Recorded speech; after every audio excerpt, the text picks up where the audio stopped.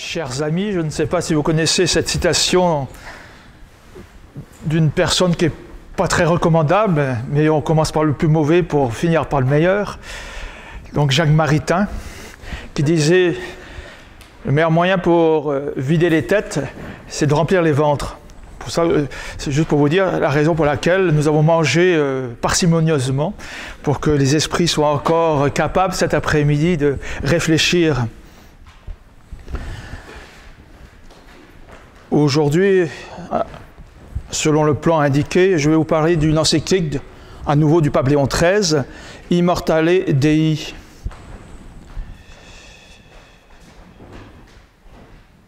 Il y a plusieurs encycliques sur ce sujet. Immortale Dei traite de la constitution chrétienne des États. Vous en avez une autre, par exemple, qui se trouve sur la table de presse, Dioturnum Illud, et qui traite de l'origine du pouvoir civil. Je vous signale, avant que j'oublie, également, le dernier numéro, la dernière mouture, devrais-je dire, j'ai bien dit mouture, pas couture, donc mouture du carillon, les chefs d'État catholiques. Et en particulier, je vous attire votre attention sur les 3 têtes de chapitre, un gouvernement chrétien, Garcia Moreno, chef d'État modèle, Maurice Duplessis, un grand catholique. Le gouvernement chrétien, c'est surtout la théorie, les principes.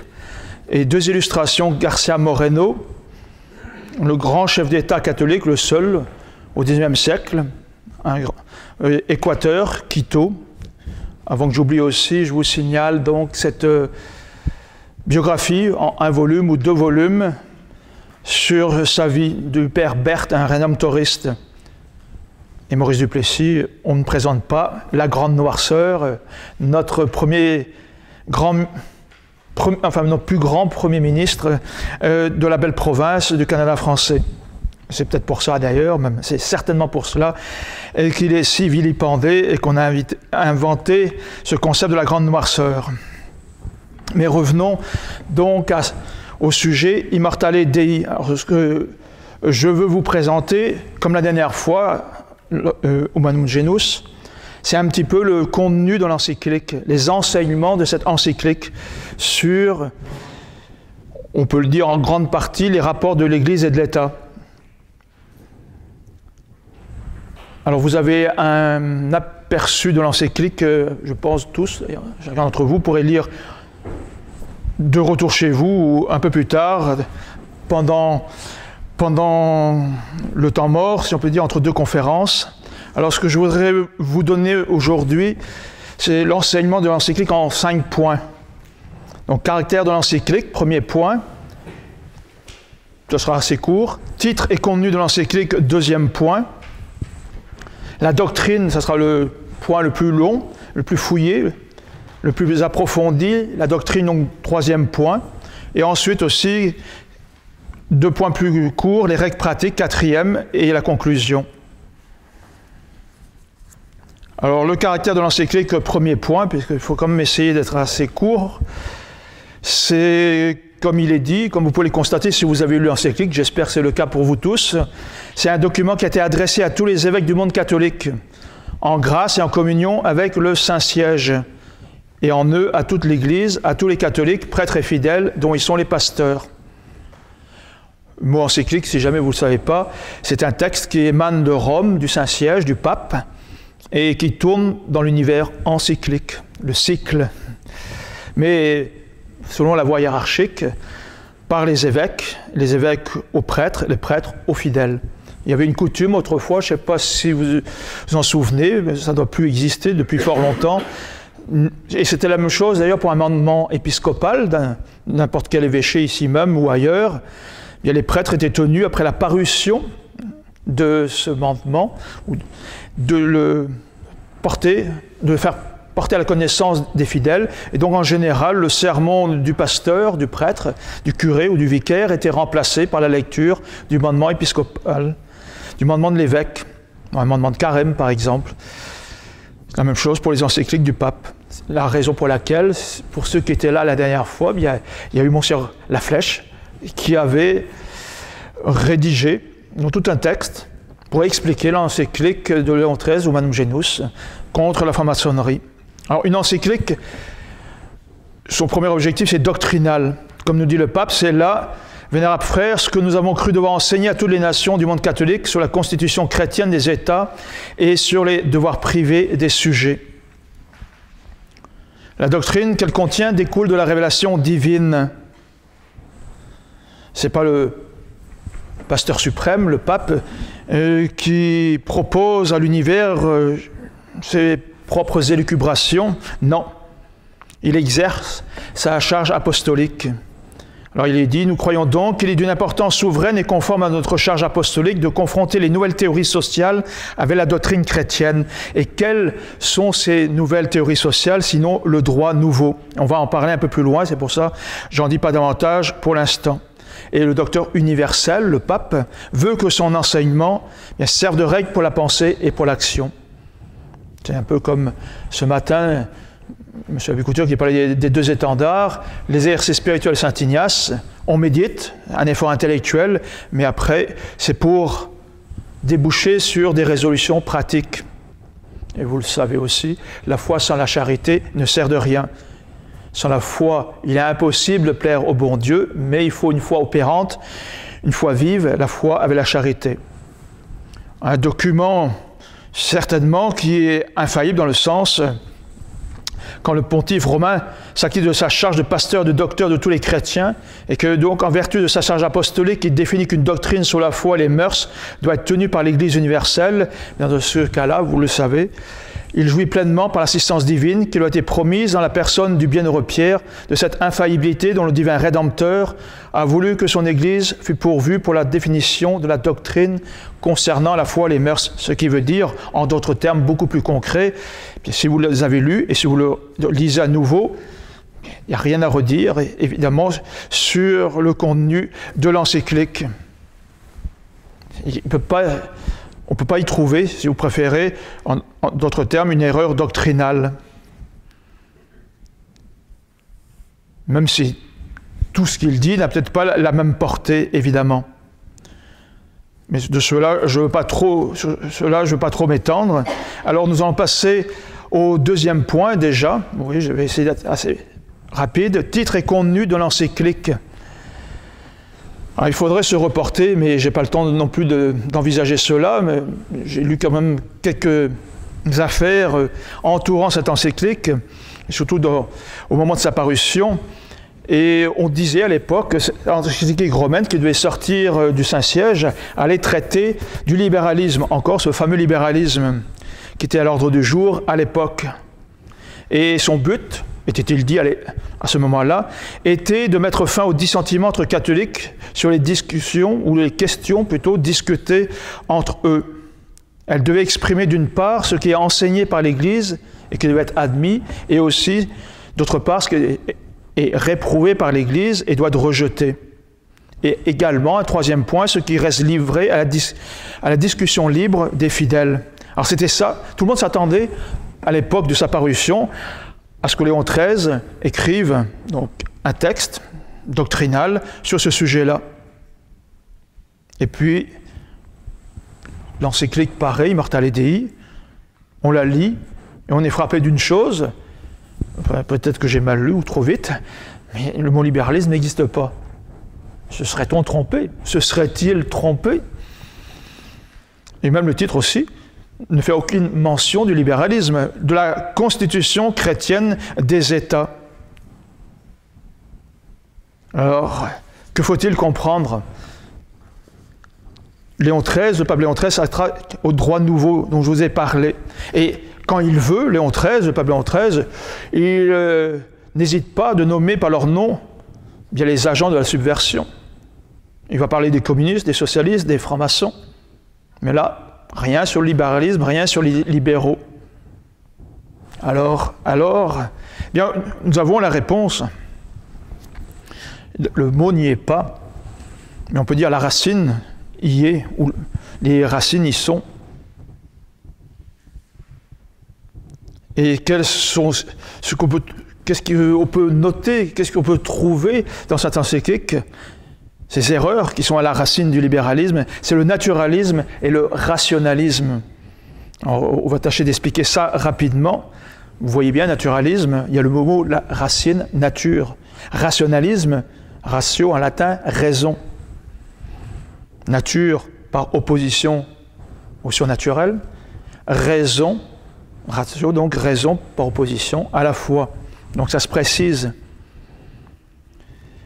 Le pape dit ceci, citation, « Voici ce que tous doivent admettre, la profession intègre de la foi catholique, absolument incompatible avec les opinions qui se rapprochent du rationalisme et du naturalisme, et dont le but capital est de détruire de fond en comble les institutions chrétiennes et d'établir dans la société l'autorité de l'homme à la place de celle de Dieu. » Donc, M. Étienne Dumas, tout à l'heure, nous livrera une conférence sur la Révolution. C'est exactement cela. Les droits de l'homme, c'est Dieu qui disparaît, ou plutôt Jésus-Christ, dans la société, disparaît et remplacé par une idole. Alors, du temps de la Révolution dite française, vous savez, il y avait la déesse raison, adorée par les théophilanthropes. C'était des déistes, ce n'étaient pas des athées, mais des déistes. Une autre religion, la nature a horreur du vide, le cœur, il faut remplacer la vraie religion par autre chose. Et donc, eh bien, ça va être une idole, un peu à l'image dans l'Ancien Testament, après la sortie de l'Égypte, quand Moïse est en colloque, lui, c'est pas les 30, mais les 40 jours de Moïse avec le bon Dieu, pas les 30 jours de Saint Ignace, les exercices.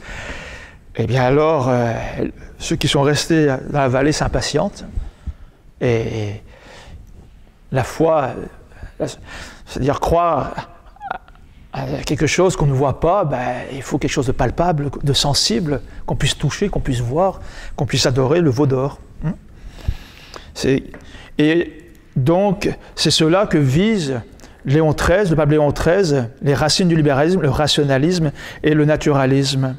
Et il l'avait déjà mentionné dans d'autres encycliques, dont celle contre la franc-maçonnerie, Humanum Genus, où il avait dit sur les principes des naturalistes concernant la société civile, voici des extraits, « Les hommes sont de tout point égaux en droit et d'égales conditions.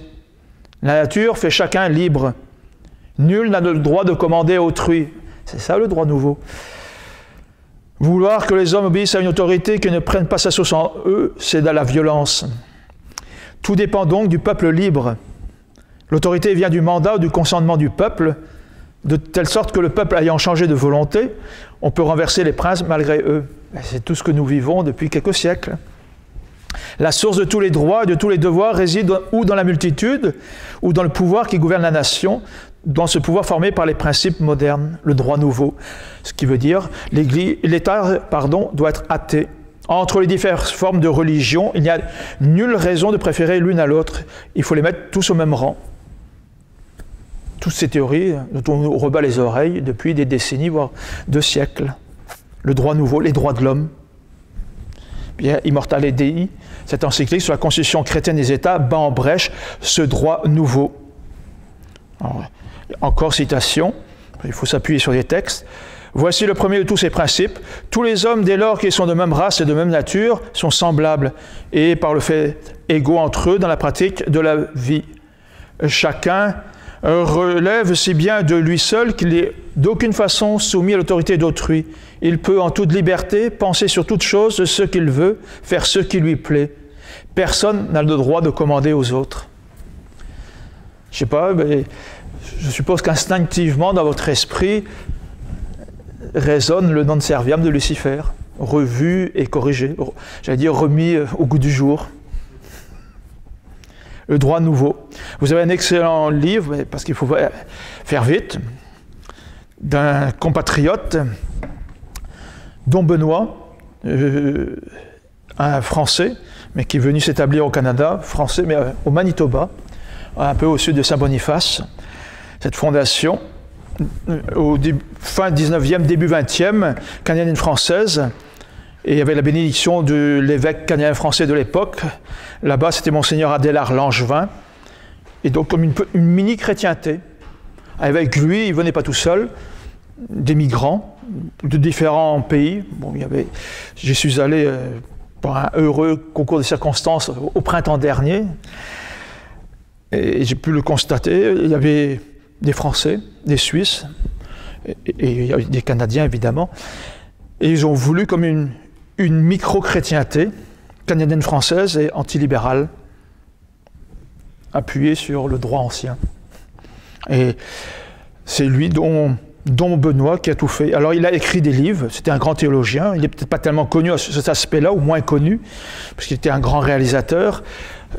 Toutes ses fondations, ses paroisses, je ne sais pas combien exactement, mais quasiment une quinzaine, je crois, dont la plus célèbre, c'est Notre-Dame de Lourdes, mais il y a aussi Saint-Claude. Enfin, il venait de la Franche-Comté, du Jura, côté français, donc il y avait des communes, comme on dit là-bas, des municipalités ici, qui avaient ce nom-là. Et il leur a donné ce nom-là. Il y a même une municipalité qui s'appelle Cardinal. Et alors là, il s'agit d'un livre, puisque je reviens à ce livre, La cité antichrétienne au XIXe siècle, Dom Benoît, docteur en théologie et en droit canon, comme Monseigneur Lefebvre était docteur en théologie et en philosophie. Alors le droit nouveau, eh bien c'est ce qui est arrivé aussi en 1960, dans la décennie 1960, c'est Vatican II.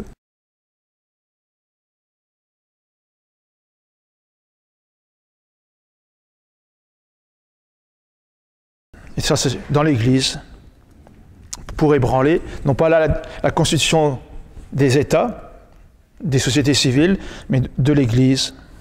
Et quand cela est mis en pratique partout, et dans l'enseignement, que ce soit à l'école, même dans les familles, qui sont abus de ces faux principes, dans les écoles, dans l'Église, ben vous voyez ce que ça donne. Alors, l'encyclique Immortale Dei, on pourrait résumer ainsi, se veut embrasser la constitution chrétienne des États dans toute cette question-là, dans toute son étendue. Alors il faut pour un pape bien aussi d'abord donner la vérité et puis réfuter les erreurs. Comme dans les deux étendards, la grâce à demander. Connaître les pièges de l'ennemi pour ne pas tomber dedans, mais en même temps, avant cela, il faut être plein de la vérité du bon Dieu. C'est bien beau, comme disait M. l'abbé Couture ce matin, de connaître tout ce qu'il faut connaître, ou peut-être davantage, et même quelquefois trop, sur la franc-maçonnerie, sur le complot, enfin, tout ce qui se passe, c'est ce mondialisme. Mais si pendant ce temps-là, tout ce temps-là est pris par cela, il n'y a plus le temps d'étudier son catéchisme, de connaître la vérité catholique, il y a manifestement un désordre. Alors l'encyclique, elle se divise en deux parties. Tout ça, vous l'avez dans ces 5 pages de l'aperçu, mais là, je développe un peu plus. Donc, vous avez une première partie doctrinale, la plus développée, et où il y a un double exposé. D'abord, le système catholique, et ensuite, le système moderne. Et ça, c'est le paragraphe 3 dont je vous parlais dans ma conférence. Et après, il y a donc cette encyclique qui se divise en deux parties. La première doctrinale, la seconde, pratique, renferme les règles pratiques. Et c'est le numéro 4 que je mentionnais aussi tout à l'heure. Alors, dans la première partie doctrinale, on voit un système que tout catholique doit tenir comme le seul absolument vrai et vers lequel il doit tendre de toutes ses forces. Et ensuite, donc, le système faux, condamné, qu'on ne doit jamais ni louer ni favoriser. C'est alors, le bon système, c'est les rapports de l'Église et de l'État. On pourrait dire la théorie des deux glaives de Saint Bernard, et dans la subordination de l'État à l'Église, c'est ça, et puis le droit nouveau, le droit commun. Pour reprendre, et je le fais volontairement, pour ne pas rester toujours au niveau spéculatif, c'est la façon de dire de Félix Lamennais, le libéralisme, c'est le renard libre dans le poulailler libre. Alors vous savez ce qui peut arriver quand vous mettez un renard dans un poulailler et que vous le laissez s'ébattre gentiment. Vous savez ce qui va se produire. Ce n'est pas les poules qui vont prendre dessus sur le renard, ou si vous préférez, puisque nous sommes proches de Rouchemont, eh bien vous mettez une pomme pourrie parmi de bonnes pommes, hein, destinées à faire du bon cidre, et vous verrez ce que ça donne. Bon, peut-être il faut qu'elles soient pourries pour le cidre. En revanche, si vous voulez les manger crues, il faut qu'elles soient en bon état. La partie gâtée, vous la jetez. Dans toute analogie, il y a quelque chose qui cloche. C'est bien connu. Alors, je crois qu'on va pouvoir en rester là, au niveau du deuxième paragraphe, pour pas quand même surcharger l'exposition, la démonstration. Donc, troisième, alors c'est le point le plus important. D'abord, l'idée catholique sur la constitution des États. Alors là, je ne passerai pas tout en revue, quelques points simplement, et quelques citations du pape Léon XIII. Alors voici ce qu'il dit au tout début. Il rappelle les services rendus par l'Église à la société civile. Citation, « œuvre immortelle du Dieu de miséricorde, l'Église, bien qu'en soi et de sa nature, elle ait pour but le salut des âmes et la félicité éternelle, et cependant, dans la sphère même des choses humaines, la source de tant et tels avantages qu'elle n'en pourrait procurer de plus nombreux et de plus grands, lors même qu'elle eût été fondée surtout et directement en vue d'assurer la félicité de cette vie. » Fin de la citation. Vous connaissez cette phrase de l'Évangile, « Cherchez d'abord le royaume de Dieu et sa justice ». Mais ce qu'il faut d'abord, la première mission de l'Église, c'est s'occuper des âmes, c'est s'occuper de la gloire de Dieu et du salut des âmes. C'est une mission essentiellement surnaturelle, mais qui rejaillit dans l'ordre naturel. La manière de faire des apôtres, des monastères. Là, aujourd'hui, on a la fête de Saint-Hilaire, le premier père de l'Église, je crois, dans l'ordre chronologique. Maintenant, on dirait un Poitevin, donc un Français, vous préférez. À l'époque, c'était encore la Gaule, peu importe. Et vous avez aussi Saint-Martin, son disciple, le monastère. Et traditionnellement, on disait que la France a été faite par les évêques et les moines. Et on voit, en particulier, puisqu'on a la fête de Saint-Maur, ou plutôt la commémoration de Saint-Maur. Saint-Maur est un des deux bras droits principaux de Saint-Benoît avec Saint-Placide. Il a établi un célèbre monastère en France. Bien, c'est le Ora et Labora. Mais d'abord, c'est s'occuper des intérêts du bon Dieu, et puis après, du temporel. La France, la Gaule, la France, ont été évangélisés et défrichés. Mais il y avait, selon, il y a une loi, la loi divine, la loi ecclésiastique. Il faut respecter évidemment la loi aussi, l'ordre des choses, mais peu importe, c'est pas un technocrate quelconque, si vous préférez, qui est arrivé avec des plans bien préconçus dans son ordinateur ou par des gens qui ont une grosse intelligence spéculative mais qui ne connaissent rien à la réalité, et puis après qui essaient d'appliquer leurs idées folles et ça donne des catastrophes. Eh bien non. La loi du réel. D'abord, le royaume de Dieu, les âmes, le salut des âmes. Alors, Léon XIII nous dit, voilà, tous les biens qu'on peut trouver dans cette organisation, dans ce système ancien. Tous les droits avaient la sanction humaine, enfin les droits catholiques, avaient la sanction humaine, la sanction divine qui les consacre et les protège. La société domestique y trouve la stabilité, l'honneur, les égards mutuels, la protection et le bien-être. Les lois visent toutes au bien commun. Vous voyez, il y a de fausses lois parce que la loi est faite pour le bien commun. Alors si c'est pour un mal, on ne peut pas donner au sens strict le nom de loi, même si c'est ce terme-là qui est utilisé. Qu'on voit par exemple par rapport à la morale catholique, conjugale, tout ce dont on parlait, ces crimes contre l'humanité, qui crient vengeance au ciel, l'avortement, l'euthanasie et autres. Et puis dans l'ordre politique, le suffrage universel, comme le surnommait Pie IX, le pape Pie IX, le prédécesseur de Léon XIII, mensonge universel. L'autorité vient de Dieu, c'est bien dit, c'est bien déclaré par Jésus-Christ lui-même devant Pilate. Quand Pilate lui fait savoir, mais ne sais-tu pas que j'ai le pouvoir de te condamner ou de te libérer? Tu n'aurais aucun pouvoir sur moi s'il ne venait d'en haut, si t'étais concédé par mon Père qui est aux cieux. Et voilà, l'autorité, elle vient toujours de Dieu d'en haut, pas du peuple. Donc, que peut-on trouver encore comme bien? Eh bien, l'autorité des princes, qui est sacrée, l'obéissance des sujets, volontaires, honorables. Tous les citoyens goûtent les avantages de la charité mutuelle. Mais maintenant, eh bien, tout cela a disparu.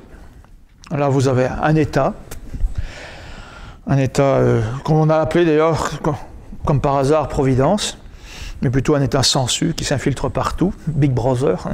Puis vous avez des atomes, un certain nombre, beaucoup d'individus. Puis il n'y a aucune relation organique entre les deux, entre l'État au-dessus de vous et puis les individus. Donc c'est la tyrannie. Je ne veux pas rentrer trop dans les détails, sinon je m'éloignerai de mon sujet. Alors Léon XIII continue. C'est la vérité, Jésus-Christ, qui libère, qui est la seule voie de salut. C'est la vérité sur la vérité que découle la stabilité, la prospérité, la liberté véritable. Le propre de la lumière, dit Léon XIII, étant de rayonner d'elle-même au loin et de pénétrer peu à peu les esprits des hommes, mus comme nous sommes par la conscience des très hautes et très saintes obligations de la mission apostolique dont nous sommes investis envers tous les peuples, nous proclamons librement, selon notre devoir, la vérité, parce que nous voudrions voir les affaires publiques suivre des voies moins périlleuses et reposer sur de plus solides fondements, et cela en laissant intacte la liberté légitime des peuples, cette liberté dont la vérité est parmi les hommes la source et la meilleure sauvegarde. Et il donne la citation bien connue de Saint Jean, « La vérité vous délivrera ».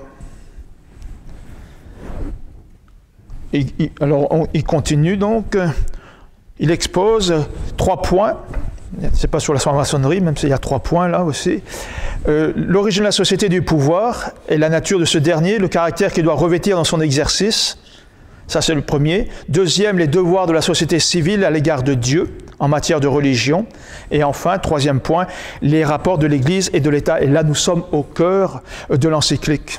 Alors, je sais que c'est peut-être, je ne dis pas rébarbatif, je ne pense pas, mais c'est peut-être un petit peu abstrait quand même, parce que je veux me cantonner, rester au niveau du texte, comme le résumer et le synthétiser. Donc il faut rester très proche. Alors, encore un résumé synthèse. Premier point qu'on va voir dans quelques instants, l'origine de la société du pouvoir, la nature de ce dernier, le caractère qu'il doit revêtir dans son exercice. Alors voilà ce que nous dit l'encyclique. La société est de droit divin naturel. C'est Dieu qui est l'origine de tout. C'est Dieu qui est le créateur de l'univers, dans l'ordre naturel, de l'ordre surnaturel. La première société qu'il a fondée, après qu'il ait créé, oui, Adam et directement et immédiatement Ève, c'est la famille, sa première société. Donc c'est Dieu à l'origine de tout, et on est dans l'ordre naturel, donc société de droit divin naturel, et en même de l'autorité. C'est pas Caïn et Abel qui ont dit à Adam et Ève, maintenant nous nous asseyons autour d'une table et nous discutons comment l'autorité va s'affirmer ou comment chacun ses rôles dans cette première famille. Non, l'autorité a été donnée à Adam, premièrement.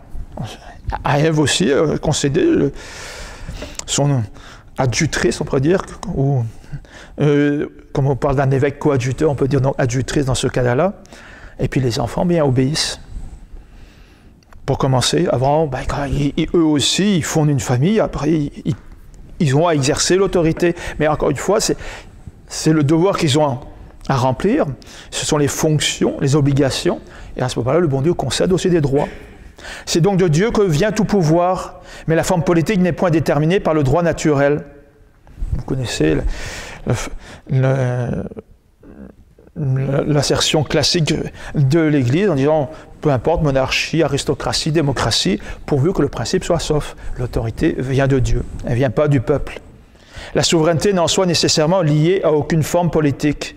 Et c'est dans l'autre encyclique dont je vous parlais au début, Dioton Illud, de Léon XIII également, qui parle d'origine du pouvoir civil. Il n'y a nulle raison pour l'Église de ne pas s'accommoder du gouvernement d'un seul ou de plusieurs, pourvu qu'il soit juste et qu'il tende au bien commun. Alors il faut donner des exemples. Nouvelle-France qui vient de la vieille France, c'est évident pour la France que le système voulu par Dieu, c'est voulu par Dieu, c'est la monarchie. Donc, je ne veux pas empiéter sur mon successeur, mais la Révolution, c'est à la fois un régicide, un parricide et un déicide. Mais on voit bien, par exemple, je vous parlais de Garcia Moreno tout à l'heure, que l'Église est bien accommodée de la République de l'Équateur, il n'y a pas de problème. Si vous allez en Suisse, vous connaissez peut-être certains d'entre vous un peu la Confédération helvétique, un autre système, pourquoi pas? Pas de difficulté. Il y a la théorie, après il faut voir aussi si dans l'histoire Dieu a parlé. Si Dieu a parlé, pour le Canada français, ça ne sera peut-être pas une monarchie, vu l'histoire, la défaite des plaines d'Abraham. Maintenant, le Canada fait partie du Commonwealth. Enfin bon, il y a le Premier ministre, il y a le gouverneur général qui représente Sa Majesté la Reine du Canada, qui est aussi, bon, vous savez qui. Voilà. Mais en France, par exemple, la République, c'est satanique. Alors, est-ce à dire que la forme politique soit en fait aussi indifférente qu'elle est en principe à ne considérer que le droit naturel? Alors Léon XIII répond, « C'est pourquoi, la justice étant sauve, rien n'empêche les peuples d'adopter le genre de gouvernement qui convient mieux à leur caractère, aux institutions et aux mœurs de leurs ancêtres. » C'est peut-être quelque chose à méditer par rapport à notre histoire aussi. Les droits de la justice, le caractère d'une nation, les traditions historiques. C'est ça qui prévaut dans le choix d'une forme politique par rapport à une autre. On peut penser le pourquoi, la manière aussi de procéder de la Révolution tranquille. S'il s'agit de questions purement politiques, du meilleur genre de gouvernement, de tel ou tel système d'administration civile, des divergences honnêtes sont permises. Mais il rajoute, c'est en Dieu que le pouvoir a sa source. C'est en Dieu qu'il doit chercher son modèle. Le gouvernement doit être juste et s'employer pour le bien général, non pour l'utilité de qui le possède. Je n'oserais pas faire la blague, comment dites-vous, hein, c'est ça exactement. Chacun qui en met plein ses poches, on se passe la balle et chacun en profite au passage quand il est au pouvoir. Et si les chefs d'État font abus du pouvoir, comme c'est le cas courant maintenant, il n'y a qu'à voir les scandales de part et d'autre de l'Atlantique, la Nouvelle-France, la Vieille France, et alors on doit rendre compte à qui? Au peuple, mais c'est surtout à Dieu. Un jour ils paraîtront devant le bon Dieu, et ils devront rendre compte de leur comptabilité. Le reste n'est peut-être pas nécessaire. Et alors, il parle, peut-être juste excursus, c'est-à-dire un petit point, une parenthèse qu'on ferme tout de suite. Et il disait ceci par rapport à ce qu'on peut dire, on peut envisager, si c'est un gouvernement injuste, arbitraire, tyrannique, il faut le renverser. On va voir ce que dit le pape Léon XIII, mais c'est dans une autre encyclique. Si parfois il arrive que les princes, dans l'exercice de la puissance publique, abusent et passent les bornes, la doctrine de l'Église catholique ne permet pas de s'insurger de soi-même contre eux, de peur que l'ordre public n'en soit troublé davantage et que la société n'en subisse un plus grand dommage. Et si la chose en vient qu'il n'y ait aucune autre espérance de salut, elle enseigne qu'il faut provoquer le remède par les mérites de la patience chrétienne et par d'instantes prières vers Dieu. Donc, c'est une thèse tout à fait classique de saint Thomas d'Aquin pour le régime arbitraire, tyrannique. Il faut vraiment que les avantages à espérer soient largement supérieurs aux inconvénients pour qu'on puisse éventuellement envisager de renverser un pouvoir. Ce qui veut dire concrètement, ça n'arrive, pour ainsi dire, jamais. Alors ça c'est le premier point, parce que je vais essayer quand même à chaque fois de bien raccrocher pour que vous puissiez suivre. Ensuite donc,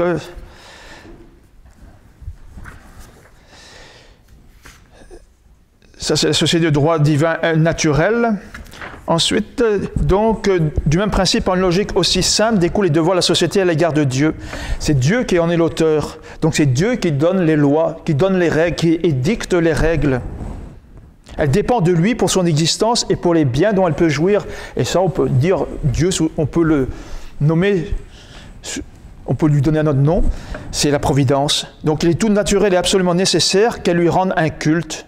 Et comme elle est pour les membres qui la composent, elle doit faciliter à ses membres l'exercice du culte qu'ils doivent à Dieu. Ce qui veut dire, en d'autres termes, l'État ne peut pas être neutre.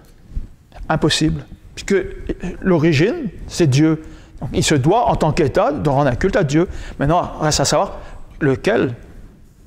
Je vous ai parlé tout à l'heure de la Révolution dite française, où pour remplacer Jésus-Christ, qui était jusqu'alors le roi de la société, eh bien, on a mis une déesse. Enfin, une déesse, entre guillemets, c'était son surnom, quelqu'un sur un trône qu'on transportait à Paris, et la déesse raison. Ouais, vous voyez, on parlait tout à l'heure aussi du rationalisme. C'est la raison, l'homme, qui prend la place de la foi, du surnaturel de Dieu. Mais là encore, il faut être rapide. Donc la société civile est tenue de pratiquer la vraie religion, de la favoriser, de la protéger, de la couvrir de l'autorité tutélaire des lois et de ne rien statuer qui soit contraire à son intégrité. Et là, vous comprenez tout de suite pourquoi, encore je fais référence au dernier numéro du Carillon, pourquoi Garcia Moreno est mort poignardé par un franc-maçon. Et Maurice Duplessis, on le crache dessus. Et dès sa mort, fini, et on passe à un autre chapitre, à une autre page de l'histoire du Québec, c'est la Révolution tranquille. Et donc, c'est le même cri que les Juifs ont poussé au vendredi saint, quand ils ont crucifié Jésus-Christ. Nous n'avons pas d'autre droit que César, et nous ne voulons pas qu'il règne sur nous. Il, c'est Jésus-Christ. Ben voilà. Et si Jésus-Christ ne règne pas dans la société, comme il n'y a pas de neutralité à ce niveau-là, ben si ce n'est pas lui, c'est son ennemi, donc c'est le diable. Et c'est le diable qui mène le jeu avec la permission divine. Donc dire que l'État peut ne professer aucune religion, qu'il n'est pas tenu de rechercher quelle est la seule vraie entre toutes, donc ça peut dire qu'il est assez intelligent normalement pour trouver, découvrir laquelle est la vraie, enfin, découvrir, c'est pas très difficile, ni d'en préférer une aux autres, ni d'en favoriser une principalement, mais qui doit leur attribuer à toute l'égalité en droit, à cette fin seulement de les empêcher de troubler l'ordre public. Léon XIII nous dit, ce serait professer une doctrine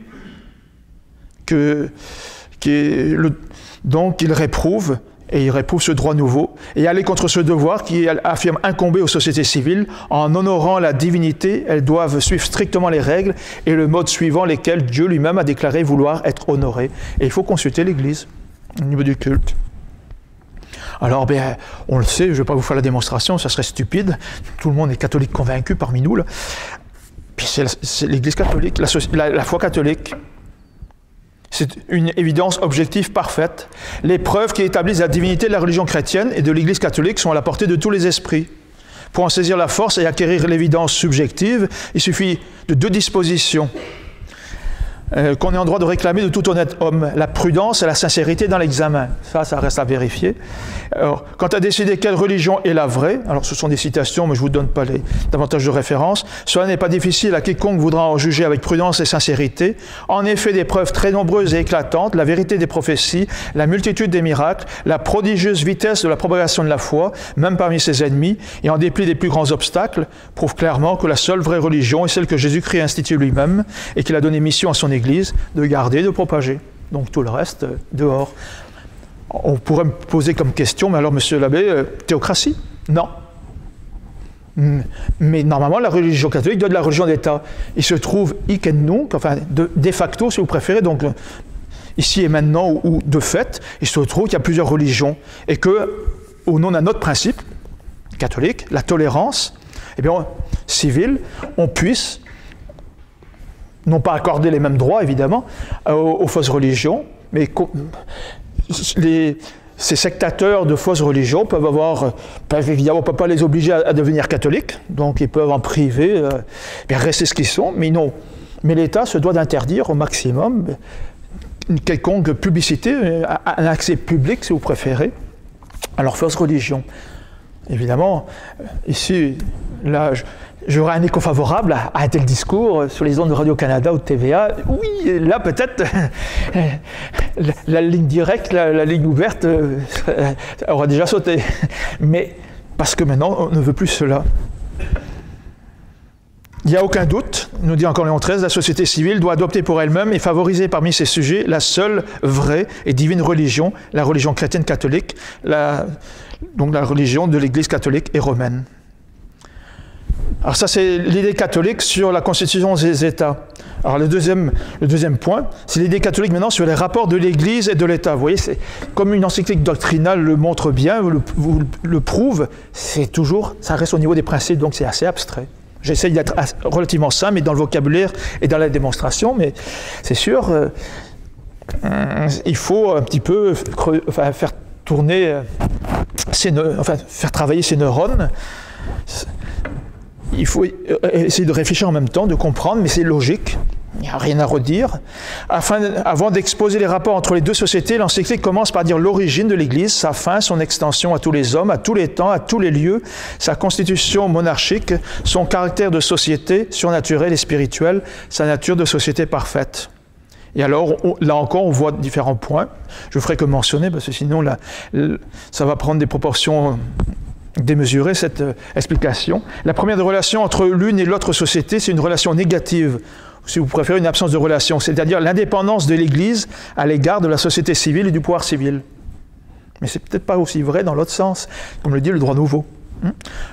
Le renard libre, dans le poulailler libre, chacun met dans sa sphère l'Église, le surnaturel. À la limite, même le libéralisme, le modernisme, ou le laïcisme, si vous préférez, actuel, où on vous laisse tranquille dans vos sacristies. Pas de problème, votre culte, on vous laisse faire ce que vous voulez. Mais alors, dans la société, pas question. Regardez, par exemple, dans les États protestants en Suisse, pendant des siècles, interdiction des processions sans sacrement. Puis, ce qui est arrivé dans les États catholiques, ou plus catholiques, la même chose. Regardez en France encore, puisque la nouvelle vient de l'ancienne, les lois de la Troisième République, la plus maçonnique de toutes les républiques, peut-être l'actuelle ne vaut pas plus cher, et bien donc, en deux vagues, dans les années 1880 et dans les années 1900, édicté des lois antireligieuses, dont le Canada aussi a bénéficié en partie, par les religieux expulsés qui sont arrivés ici, via l'Angleterre ou direct, et les bibliothèques, de grosses bibliothèques qui sont parties de France et qui ont abouti ici aussi.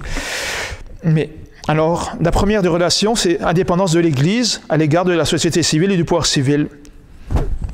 Jésus-Christ a donné plein pouvoir à ses apôtres, et c'est d'institution divine, dans la sphère des choses sacrées, en y joignant tant la faculté de faire de véritables lois que le double pouvoir qui en découle de juger et de punir. Ça, c'est la constitution divine de l'Église. Pouvoir législatif, pouvoir judiciaire, pouvoir coercitif. C'est bien beau de juger, mais si on ne peut pas punir. Alors, l'Église l'a toujours revendiqué et exercé pendant longtemps, quand il y avait surtout une Europe chrétienne. Évidemment, depuis la Révolution, c'est plus difficile. Et la condition normale, comme le rappelait M. l'abbé Couture ce matin, la condition normale de son exercice est la possession du pouvoir temporel. Le pape, jusqu'en 1870, était un chef d'État de ces États pontificaux. Et la grâce supprime pas la nature, mais repose. Et bien, le surnaturel reposait sur le naturel, les États pontificaux. J'ajouterais, puisque ça c'est un fait historique, Pépin le Bref, en effet, mais peut-être disons-le aussi, Pépin le Bref c'était un franc.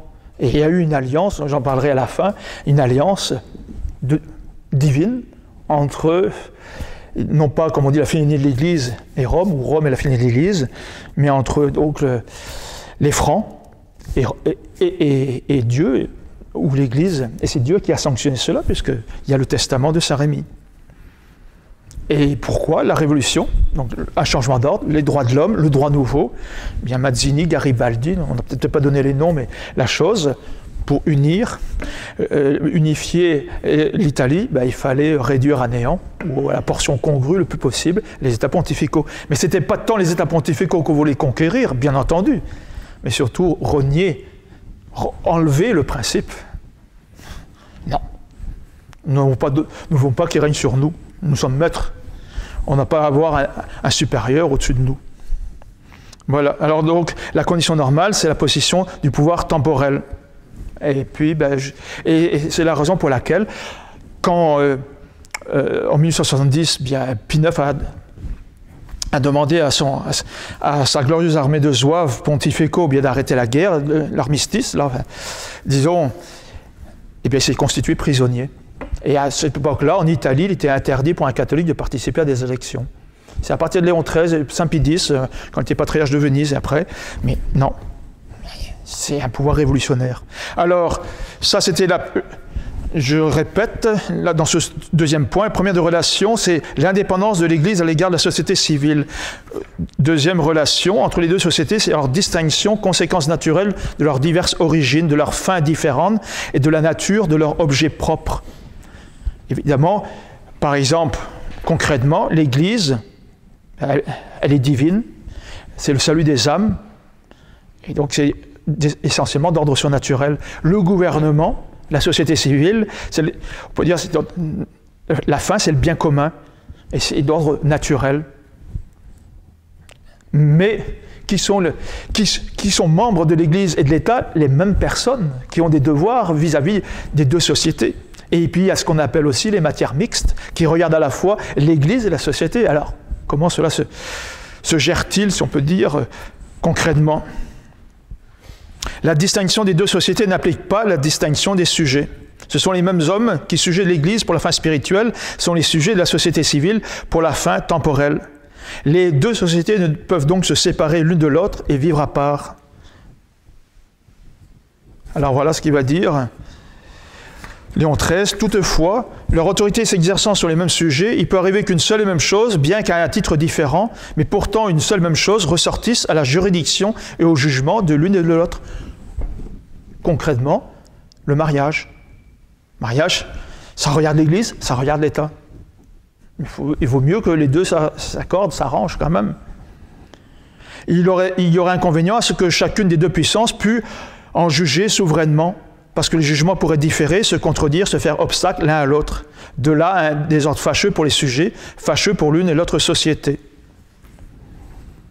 L'éducation, l'instruction. Alors, la solution, quelle est-elle? Il y a l'application du pouvoir indirect de l'Église sur les choses temporelles. C'est là la suggestion avec un J, E accent aigu, donc S-U-J, E accent aigu, T-I-O-N, la suggestion. Et on s'assujettit. La société civile est assujettie à un ordre supérieur, l'Église, ou alors donc c'est le pouvoir indirect de l'Église sur la société civile, la théorie des deux glaives de Saint Bernard, aussi le Concordat. Le Concordat qui arrive, on peut dire, après, plus ou moins après la première révolte officielle de Luther. On va fêter cette année le 500e anniversaire. On voit par exemple la France, et avec François Ier, le Concordat. Il y en aura d'autres avec d'autres pays aussi. Alors, mais ça, je ne veux pas trop rester sur le sujet, parce que sinon, là encore, ça va être trop long. Mais Dieu n'a rien laissé au hasard, ni l'Église non plus. Et il faut connaître. Et on ne peut pas connaître par soi-même, on ne peut pas tout découvrir par soi-même, on prendra être un fou. Donc il faut recevoir cet enseignement de par l'autorité légitime. Et c'est ce dont nous souffrons actuellement. Parce que nous avons comme un autre enseignement officiel dans l'Église catholique. Alors, comme disait Monseigneur Lefebvre, si nous suivons l'actuel, ben nous renions l'ancien. Si nous suivons l'ancien, eh bien, nous sommes obligés de désobéir à l'actuel. Et nous ne pourrons pas accorder les deux. Alors, il y en a un qui se trompe, un qui a raison. Nous savons, nous, que c'est l'ancien, évidemment. Et Léon XIII dit bien, il parle de Dieu, ici. Le pape, c'est le représentant de Dieu, qu'il y ait voulu, il comprend la supériorité de la puissance spirituelle et une certaine subordination de la puissance civile. C'est ce que formulent nettement les paroles suivantes.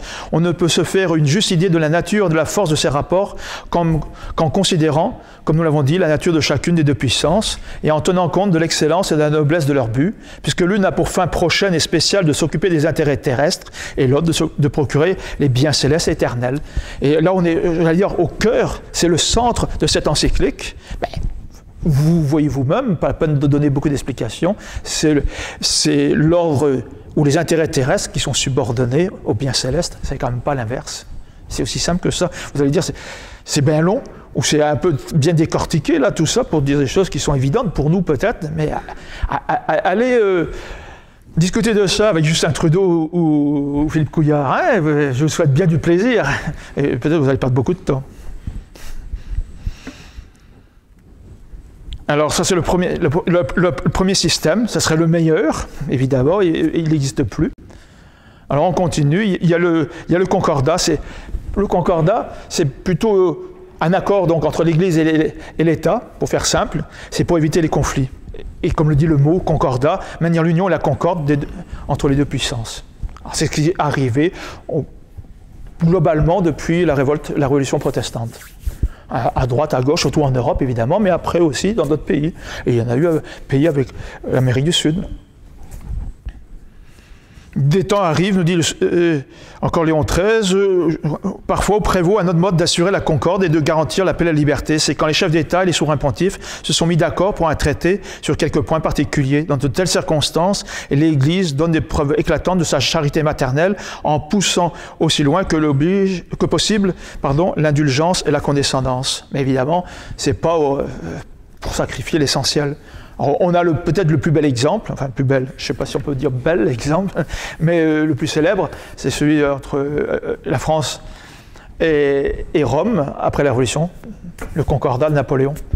Et je vous passe tous les détails, mais il y a eu le grand représentant du pape, Pie VII, c'était le cardinal Consalvi, et en face Napoléon. Et puis au dernier moment, alors il y a eu, enfin je vous passe vraiment oui tous les étapes, quasiment l'accord, et puis non, parce que Napoléon c'est un orgueilleux, un têtu fini, donc on est revenu sur le sujet, puis la seconde fois oui, mais au dernier moment, et puis unilatéralement, Napoléon a introduit ce qu'on a appelé après le Concordat les articles organiques, qui d'une certaine manière réduisaient jusqu'à un certain point, presque à néant, le Concordat. Mais bon, c'est passé quand même. C'était toujours pour accorder davantage de place à la Révolution et à l'État omnipotent contre les droits imprescriptibles de l'Église. Mais je ne veux pas aller plus loin.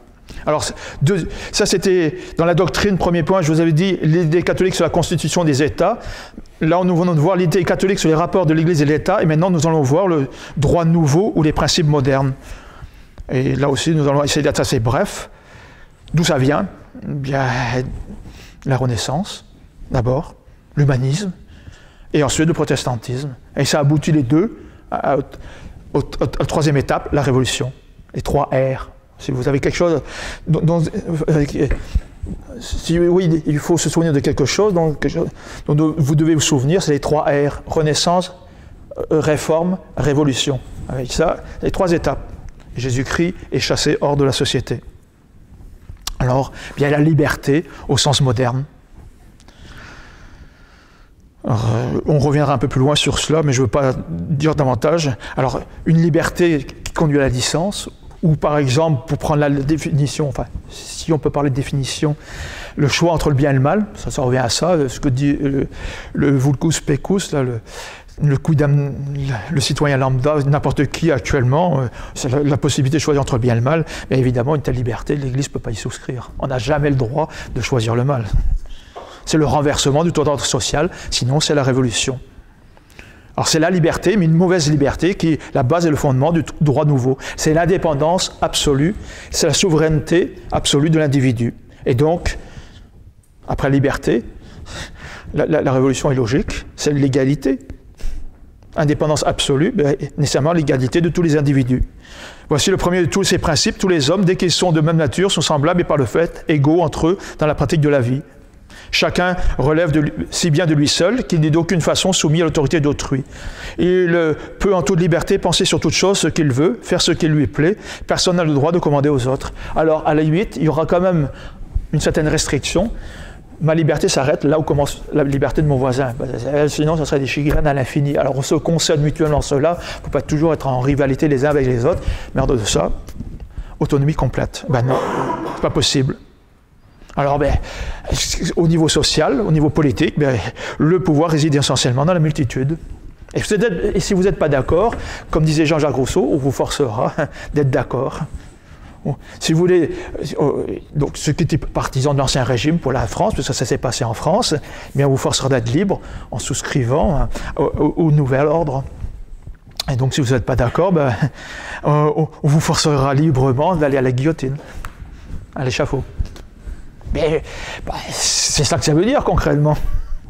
Vous n'avez pas le droit de remettre en cause ce mouvement spontané, répression surtout spontanée, ce mouvement spontané du peuple qui veut secouer le joug de la royauté, enfin de tous les factieux. Vous connaissez ce jargon officiel.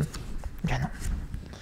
Alors vous vous souvenez de ce que je vous ai dit, enfin de ce que saint Thomas d'Aquin et Léon XIII vous ont dit il y a quelques instants, quoi, que la tyrannie, on l'a subie. Mais si tel avait été le cas du temps de la monarchie, peut-être les derniers rois n'ont pas été toujours des modèles à tout point de vue, c'est certain, les rois de France, mais n'empêche, le système qui s'en est suivi est bien pire, parce que dans son essence, il est contre Dieu. Tandis que la monarchie, non.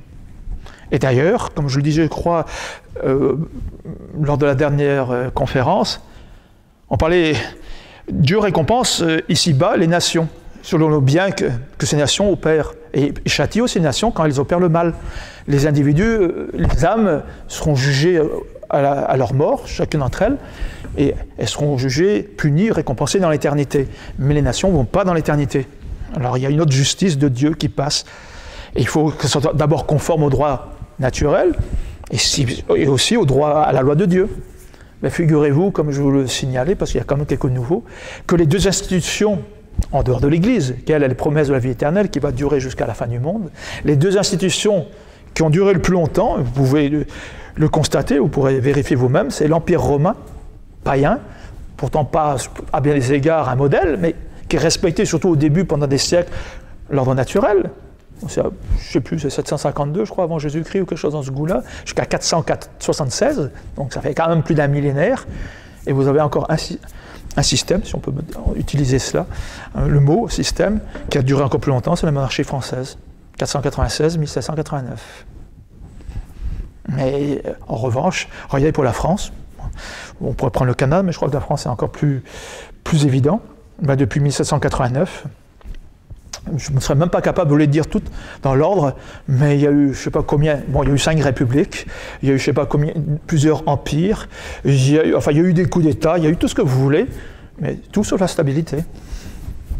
Et la monarchie française, pendant ce temps-là, c'est vrai, il y a eu des changements de dynastie, mais c'est toujours la monarchie, toujours l'alliance à Reims en 496. Donc, ce jour-là, le baptême de Clovis, de 3000 de ses soldats francs jusqu'à la Révolution dite française 1789. Alors ces principes du droit nouveau sont-ils condamnables? Je pense que vous avez compris que... ben oui. Alors je ne pourrais pas m'attendre parce qu'il y a une encyclique de Léon XIII encore, il en a produit pas mal sur des sujets doctrinaux, c'est sur la liberté, il y a Libertas Praestantissimo, mais on n'en parlera pas cette fois-ci. Alors c'est toutes ces libertés contre lesquelles il faut s'insurger, qu'il faut combattre. Si on parle de liberté d'association, liberté de presse, liberté de pensée, liberté de conscience, et ceci, ça, quelquefois on peut concéder dans l'ordre privé certaines choses, mais publiquement, non. La vérité a tous les droits, l'erreur, aucun. Le bien a tous les droits, le vice, aucun. C'est aussi simple que ça. Dites ça sur les ondes encore de Radio-Canada, vous allez voir comment vous allez être bien traité. À côté, on considère que Trump, c'est un... très gentil, et encore plus affreux, bien plus affreux que lui. Et pourtant, c'est cet ordre-là qui a existé pendant plus d'un millénaire. Et un ordre catholique a eu comme résultat qu'il y a beaucoup d'âmes qui se sont sauvées. Tandis qu'un ordre satanique, tel qu'il est actuellement, partout, qu'on trouve partout, ben, combien d'âmes qui vont au ciel? C'est ça, cette question importante qu'il faut se poser. Bon, le reste, je passe. Vous vous souvenez aussi, pour ceux qui ont suivi depuis le début les conférences données par M. l'abbé Couture, le syllabus de Pie IX, qui condamne le droit moderne. Donc le syllabus, pour ceux qui ne connaissent pas, c'est 80 propositions qui condamnent, on peut dire, pour faire très simple, les acquis de la Révolution. Je comprends pourquoi la Révolution n'aimait pas Pie IX et son syllabus, enfin tous ceux qui étaient contre l'enseignement traditionnel de l'Église. Alors la véritable liberté, là aussi je ne m'éteindrai pas, c'est, comme je l'ai dit la dernière fois, il y a 2 mois, c'est le choix d'un bon moyen, ou éventuellement du meilleur moyen, entre deux DE, bonne fin. Ou en vue d'une bonne fin, mais pas de quelque chose de mauvais. Donc c'est ce que vous faites, c'est ce que nous faisons, nous agissons ainsi. Quand nous nous portons vers quelque chose, il faut que cette chose-là soit quelque chose qui soit bonne moralement. On ne parle pas de la liberté physique, de pouvoir agir, de ne pas agir, ou de pouvoir se mouvoir ou autre, on parle de la liberté morale. On n'a pas le droit de choisir quelque chose de l'ordre du mal moral. Alors si on ne sait pas faire la distinction entre le bien et le mal, alors là ça c'est grave. Donc tout ça, je passe, parce que sinon ça serait bien trop long. Alors, ouais, c'est toute cette encyclique, mais peut-être ce sera une prochaine conférence, Libertas Praestantissimo, où là on pourra disséquer la liberté, tout ce qu'il faut dire là-dessus. C'est une encyclique magnifique aussi de Pape Léon XIII à ce sujet. Alors, on arrive à la fin de ce 3e paragraphe, qui était le plus long, je vous avais prévenu. C'est ce qu'on appelle, les tempéraments. Alors le tempérament, c'est pas quelque chose qu'il faut comprendre en psychologie, comme nerveux, bilieux ou autre. Ça veut dire explication, destinée à écarter les exagérations, les fausses interprétations, les calomnies. Alors on en trouve 5 explications. C'est Léon XIII qui nous dit, par rapport à son encyclique sur la constitution chrétienne des États, voilà, des doubias, c'est des objections. Ah, il répond, Il envisage ce qu'on va lui envoyer à la figure, et donc il y répond par avance. Les deux premiers se rapportent à cette partie de la doctrine par laquelle Léon XIII place en dehors de la multitude l'origine et le dépositaire de la souveraineté, et à cette autre par laquelle il se prononce contre la souveraineté populaire entendue au sens du droit nouveau ou des principes modernes. Ces principes condamnés ont donné naissance chez nous à deux formes de gouvernement et qui s'harmonisent fort bien, en effet, avec la souveraineté de la multitude, se gouvernant elle-même par ses mandataires. Nous voulons parler du régime démocratique et du régime parlementaire. Nous rentrons dans une zone de turbulence. On pourrait croire que la condamnation du principe sera la condamnation de la forme gouvernementale dont il s'accommode si bien. Néanmoins, l'Église n'a point condamné la forme de gouvernement. Léon XIII l'a déjà dit, donc je ne répète pas. Qu'on prenne, qu'on garde la forme qu'on voudra, même la République, mais à la condition, entre autres, qu'on répudiera les principes faux du droit nouveau tels que le pape les a exposés. Qu'on répudie ces principes faux, quelle que soit la forme gouvernementale. Telles sont les conséquences qui découlent de la thèse. Alors maintenant, si ça veut dire si l'Assemblée législative, ou je ne sais pas comment on appelle, le Parlement, ben c'est lui qui fait la loi, qui pose les lois, qui présente les projets de loi, souverain, il n'a aucun compte à rendre. Alors si la majorité considère que l'avortement c'est une bonne chose, l'avortement qui est en soi une mauvaise chose devient une bonne chose. Ben, c'est faux. Comme on disait ce matin, et comme disait Monseigneur Lefebvre aussi, la vérité ne dépend pas du nombre.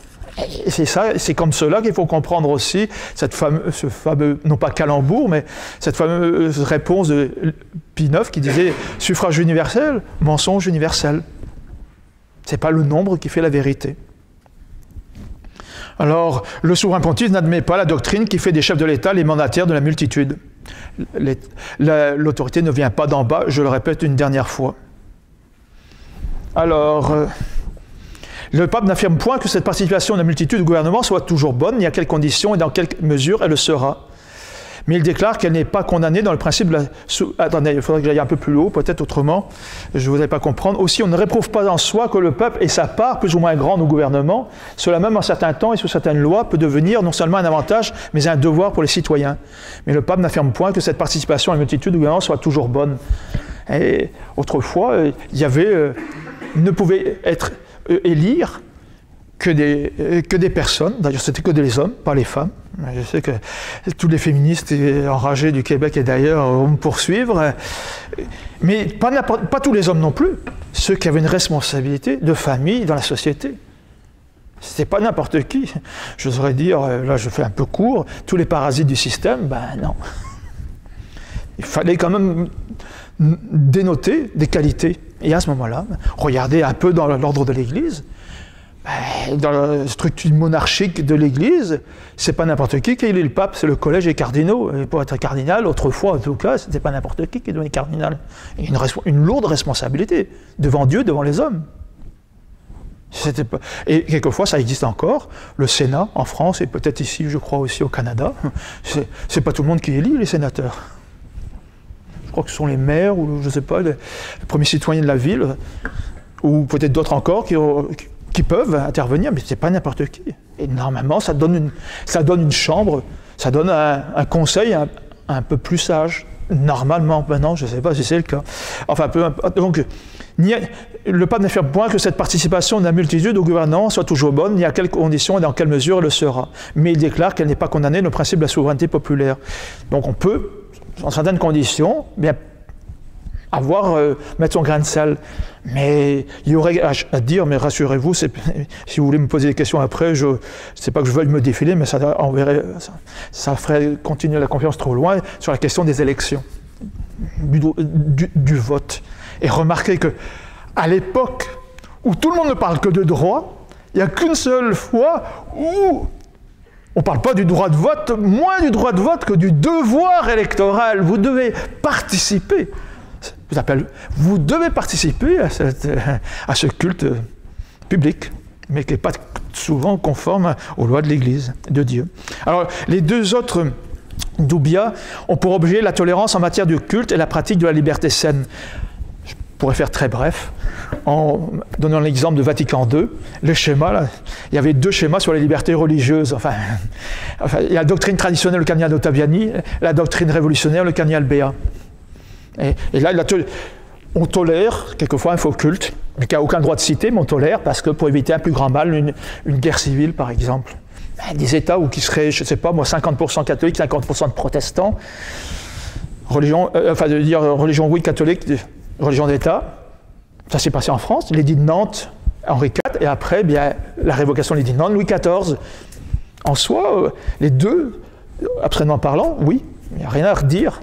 De fait, Henri IV peut concéder jusqu'à un certain point. Je ne parle pas non du texte, du contenu, mais en soi, oui, c'est possible. Si pour éviter.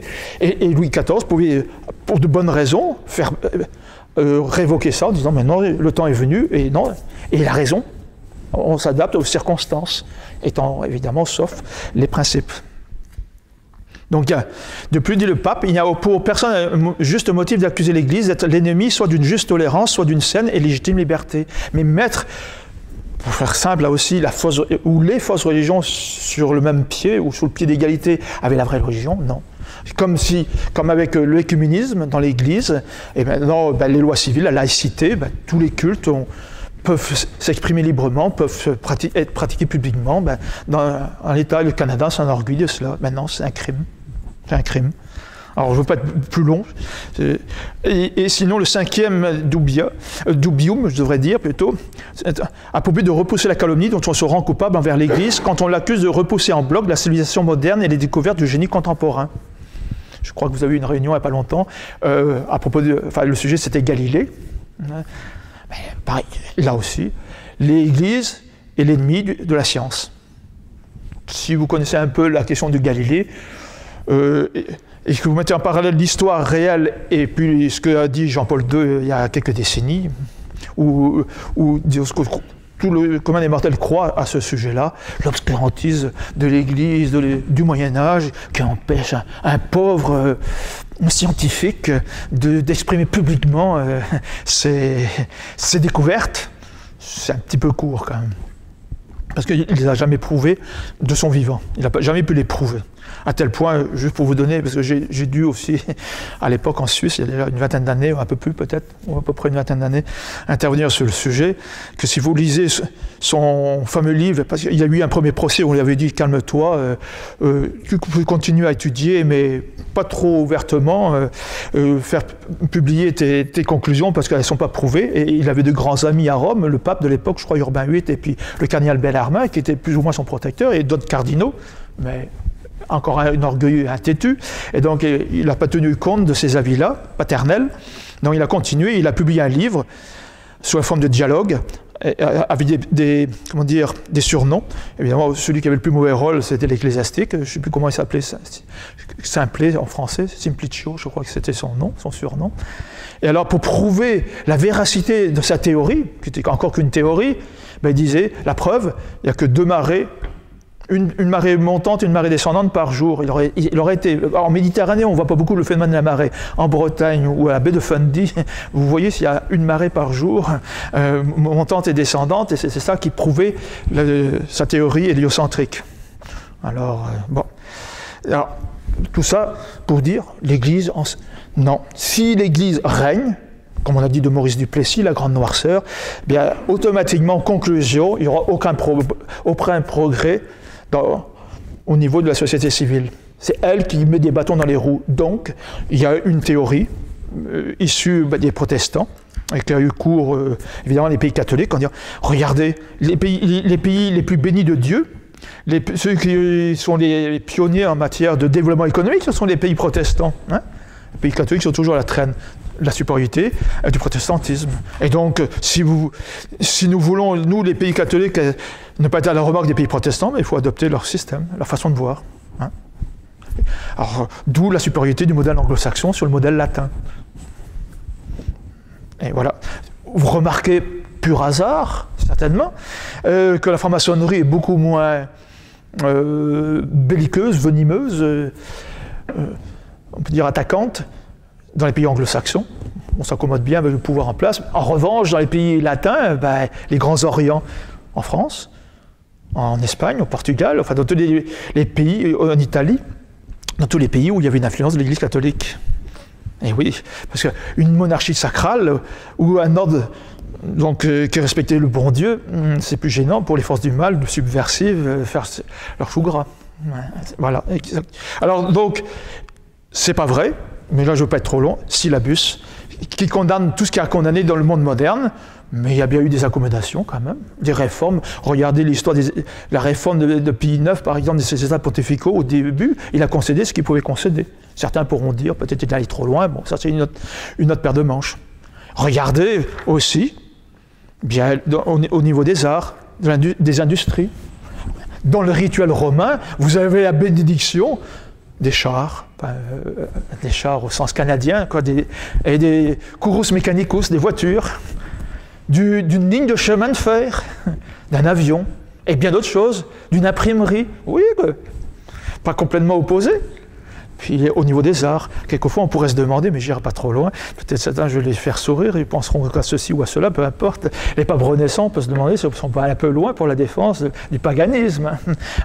Si vous visitez le Vatican, les musées du Vatican, quelquefois vous aurez peut-être envie un petit peu de...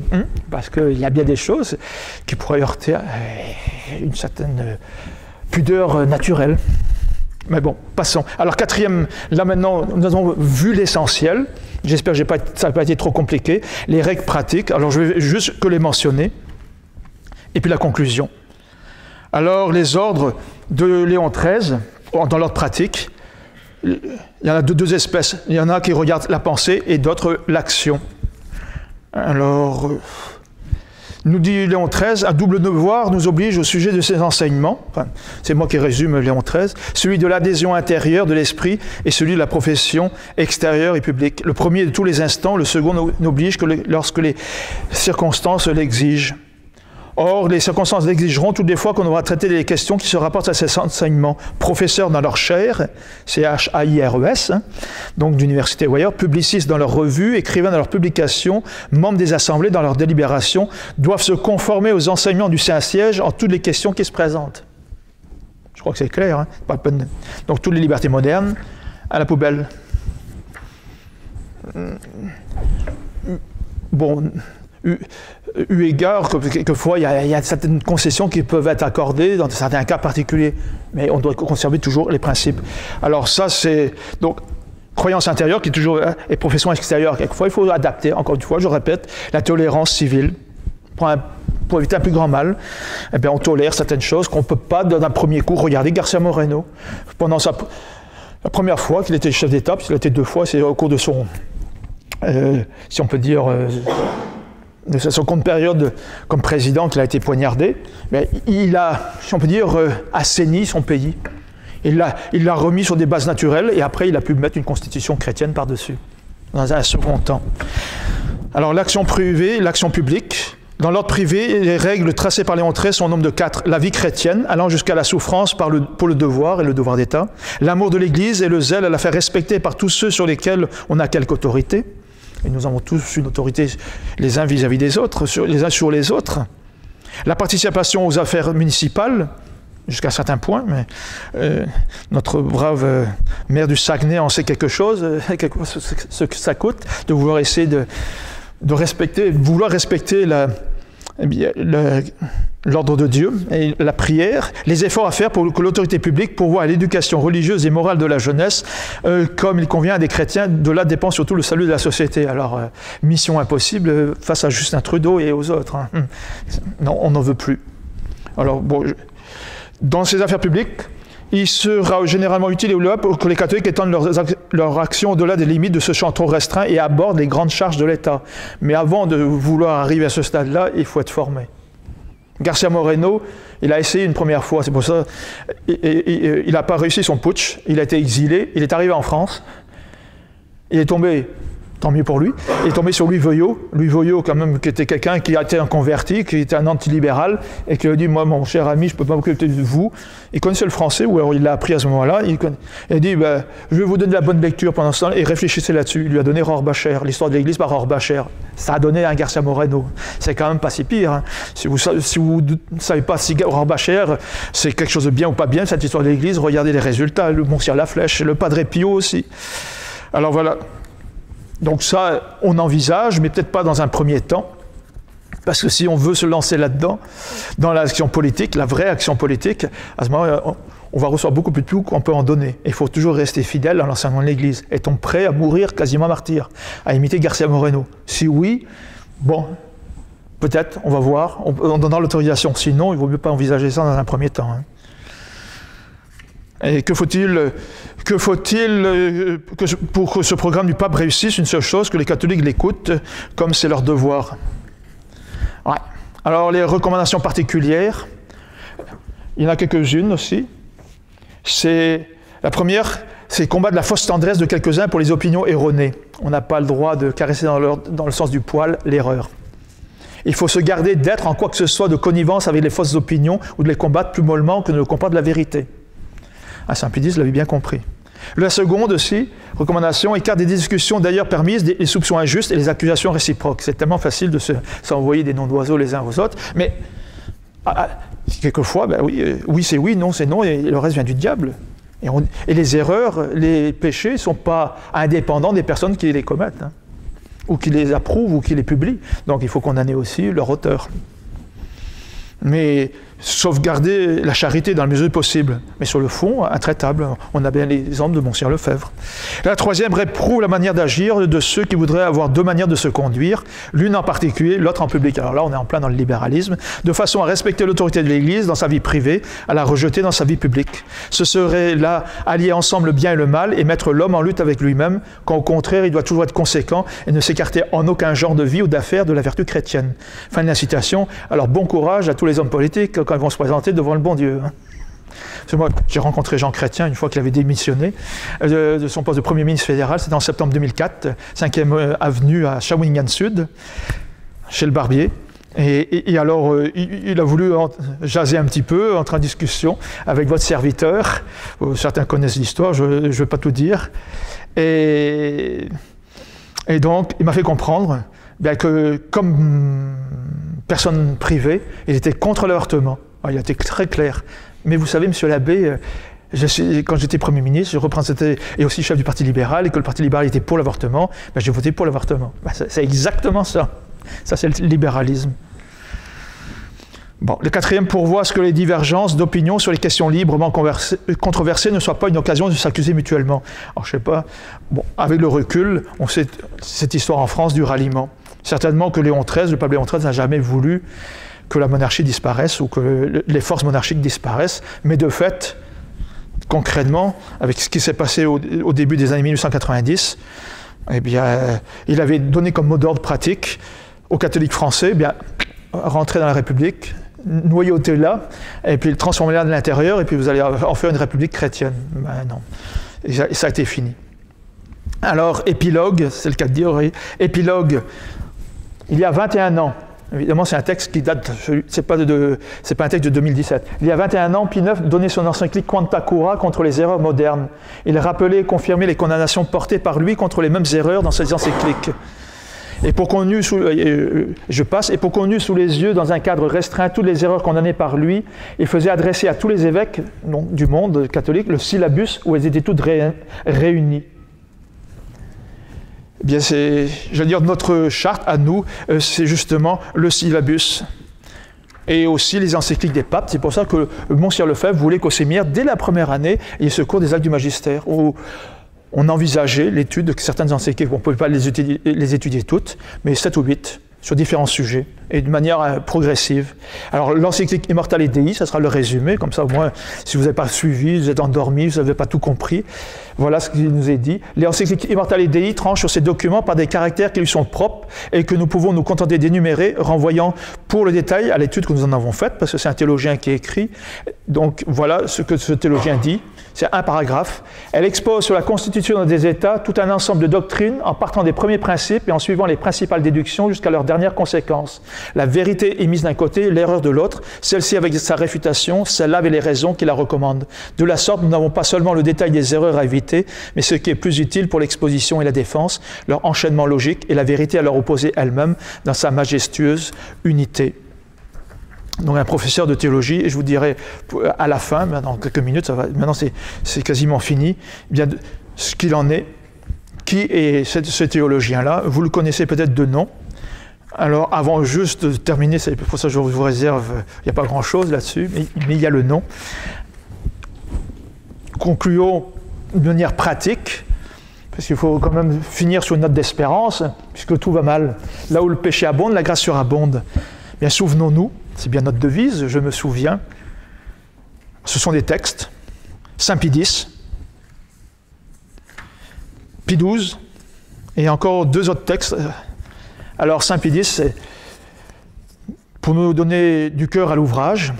Pensons que le diable a momentanément gagné une bataille, mais il n'a pas gagné la guerre, il ne la gagnera jamais d'ailleurs, il sait qu'il va la perdre. Mais, comme disait Saint Pie X, la force des méchants, c'est la faiblesse des bons. Alors, où sont les bons? Alors, pour nous donner du cœur au ventre, voilà ce que disait Saint Pie X, allocution du 29 novembre 1911. C'est pour la France, je sais, mais c'est valable aussi pour la Nouvelle-France. Que vous dirais-je maintenant à vous, chers fils de France, qui gémissez sous le poids de la persécution? Et ça ne s'est pas amélioré depuis, c'est bien mérité. Et souvenons-nous, pour ceux qui ont fait les exercices, que ce châtiment que nous subissons, c'est un châtiment de justice, mais tempéré par la miséricorde. Mais pas au sens de François, évidemment, cette année de la miséricorde. Le peuple, donc citation de Saint Pie X, le peuple qui a fait alliance avec Dieu au fonds baptismaux de Reims se convertira et retournera à sa première vocation. Ses fautes ne resteront pas impunies, mais elle ne périra jamais, la fille du temps de mérite. Quelqu'un de Nouvelle-France doit aimer son ancienne mère patrie. Donc, ne périra jamais la fille de tant de mérite, de tant de soupirs et de tant de larmes. Un jour viendra, et nous espérons qu'il ne sera pas éloigné, où la France, comme Saül, ou Saul on devrait dire, sur le chemin de Damas, sera enveloppée d'une lumière céleste et entendra une voix lui répéter « Ma fille, pourquoi me persécutes-tu » Et à sa réponse « Qui êtes-vous, Seigneur ?» La voix répliquera « Je suis Jésus que tu persécutes. Il était dur de regimber contre l'aiguillon parce que dans ton obstination, tu te ruines toi-même. » Et elle, frémissante et étonnée, dira « Seigneur, que voulez-vous que je fasse ?» Et il dira « Lève-toi, lave les souillures qui t'ont défiguré, réveille dans ton cœur tes sentiments assoupis, et le pacte de notre alliance, le pacte de l'alliance est donc le testament de Saint Rémy, et va, fille aînée d'Église, nation prédestinée, vase d'élection, va comme par le passé et porte mon nom devant tous les peuples et les rois de la terre. » Et là, ce n'est pas le sujet non plus, mais la royauté française a une particularité, une prérogative, et on peut même dire, même si ça fait paraître orgueilleux, une supériorité sur les autres. C'est la première institution divine, avec un miracle, le miracle de la Sainte Ampoule, c'est la première onction dans l'histoire de l'Église. Et il y a quand même des particularités. Le signe de la royauté de la France, c'est le lys, la maison de David, le lys de la maison de France, le lys sur le drapeau de Maurice Duplessis. Il y a quand même, je pense pas que là aussi, il y a un hasard. Bon, on pourra en trouver d'autres. Alors, deux pays qui me sont chers. Alors, le second, vous l'avez deviné, ça sera beaucoup plus court, mais c'est une prophétie de Pie XII. La foi solide des Québécois, qui les soutient depuis 350 ans, ne sera pas épargnée par la dépression religieuse de cette fin du siècle, mais elle retrouvera toute sa vigueur avec le XXIe siècle et refleurira sur les rives du Saint-Laurent. Donc, avis aux amateurs. Donc, comme notre Seigneur a déclaré, n'ayez pas peur, petit troupeau, j'ai vaincu le monde. Vous êtes les vainqueurs, mais suivez-moi. Et si nous le suivons, c'est sur le chemin de la croix. Alors, encore juste testament de Saint Rémy, mais voilà ce qu'il disait. Que le présent testament que j'ai écrit pour être gardé respectueusement intact par mes successeurs les évêques de Reims, mes frères, soit aussi défendu, protégé partout, envers et contre tous, par mes très chers fils les rois de France, et par moi consacrés au Seigneur à leur baptême, par un don gratuit de Jésus-Christ et la grâce du Saint-Esprit. L'alliance de Dieu, la seule dans le Nouveau Testament, c'est avec les Francs. Ancienne, Nouvelle France. Quand tout et toujours il garde la perpétuité de sa force, bon, je parle de certaines choses, par égard pour cette race que j'ai baptisée. Alors, mais par égard seulement pour cette race royale qu'avec tous mes frères et co-évêques de la Germanie, de la Gaule et de la Neustrie, on pourrait dire c'est la France du Nord, pour faire... Enfin, la Neustrie, j'ai choisi délibérément pour régner jusqu'à la fin des temps, au sommet de la majesté royale, pour l'honneur de la Sainte Église et la défense des humbles, par égard pour cette race que j'ai baptisée, que j'ai reçue dans mes bras ruisselantes des eaux du baptême, cette race que j'ai marquée des 7 dons du Saint-Esprit, que j'ai ointe de l'onction des rois, c'est le Saint-Crème, par le Saint-Crème donc du même Saint-Esprit, j'ai ordonné ce qui suit. Et c'est exactement un parallèle dans l'Ancien Testament avec Moïse. les bénédictions et les malédictions. Alors, je ne sais plus, il y a le mot Horeb, je crois, et le mot Ebal. Je ne sais plus si ce sont ces deux mots. Et le nom, il faudrait vérifier. Mais malédiction, si un jour cette race royale que j'ai tant de fois consacrée au Seigneur, rendant le mal pour le bien, lui devenait hostile, envahissait ses églises, les détruisait, les dévastait. Que le coupable soit averti une première fois par tous les évêques réunis du diocèse de Reims, une deuxième fois par les églises réunies de Reims et de Trèves. Une troisième fois par un tribunal de 3 ou 4 archevêques des Gaules, et on voit un parallèle, celui qui a quitté le giron de l'Église, tout ça, on le reprend, d'abord une admonition en privé, après un peu plus publique, 1 ou 2, et puis après, il est au banc de l'Église, mais c'est la même chose. Si à la 7e monition, il persiste dans son crime, trêve à l'indulgence, place à la menace. S'il est rebelle à tout, qu'il soit séparé du corps de l'Église par la formule inspirée aux évêques par l'Esprit Saint, parce qu'il a persécuté l'indigent, le pauvre, au cœur contrit, parce qu'il ne s'est point souvenu de la miséricorde, parce qu'il a aimé la malédiction, elle lui arrivera. Il n'a point voulu de la bénédiction, elle s'éloignera. Et tout ce que l'Église a l'habitude de chanter de Judas le traître et des mauvais évêques, que toutes les églises le chantent de ce roi infidèle. Parce que le Seigneur a dit, tout ce que vous avez fait au plus petit des miens, c'est à moi que vous l'avez fait, et tout ce que vous ne l'avez pas fait, c'est à moi que vous ne l'avez pas fait. Qu'à la malédiction finale, on remplace seulement, comme il convient à la personne, le mot épiscopat par le mot royauté. Que ces jours soient abrégés, que ces jours soient abrégés et qu'un autre reçoive sa royauté. Mérovingien, carolingien, capétien direct, Valois, Bourbon, Révolution. Si les archevêques de Reims, mes successeurs, négligent ce devoir que je leur prescris, qu'ils reçoivent pour eux la malédiction destinée aux princes coupables, que leur jour soit abrégé et qu'un autre occupe leur siège. Et après les bénédictions. Si notre Seigneur Jésus-Christ daigne écouter les prières que je répands tous les jours en sa présence, spécialement pour la persévérance de cette race royale, suivant mes recommandations dans le bon gouvernement de son royaume et le respect de la hiérarchie de la Sainte Église de Dieu, qu'aux bénédictions de l'Esprit Saint déjà répandues sur la tête royale s'ajoute la plénitude des bénédictions divines, que de cette race des rois sortent des rois et des empereurs, qui, confirmés dans la vérité et la justice pour le présent et pour l'avenir, suivant la volonté du Seigneur pour l'extension de la Sainte Église, puissent régner et augmenter tous les jours leur puissance et méritent ainsi de s'asseoir sur le trône de David dans la céleste Jérusalem où ils régneront éternellement avec le Seigneur. Donc on voit toute cette filiation. Et le seul empereur qu'on a dans cette filiation-là, c'est Charlemagne. Alors, ce testament est signé du grand évêque. Voilà. Donc celui que mon père Rémy a maudit, je le maudis. Celui qui l'a béni, je le bénis et j'ai signé. Alors, voilà. Et pour finir, bien, et pour montrer que c'est pas simplement, oui, on peut penser, on se berce d'illusions, on envisage un retour des choses, peut-être les méchants à la théocratie,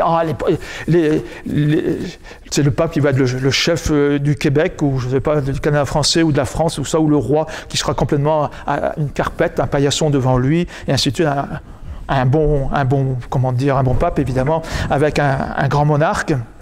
Mais il y a eu un fait réel, mais que beaucoup n'ont pas compris, et c'est ça qu'il faut comprendre dans l'action politique. Là, nous avons eu toute la théorie avec Léon XIII, cette encyclique Immortalite Dei, l'institution chrétienne des États. La pratique, c'est l'alliance avec les Francs.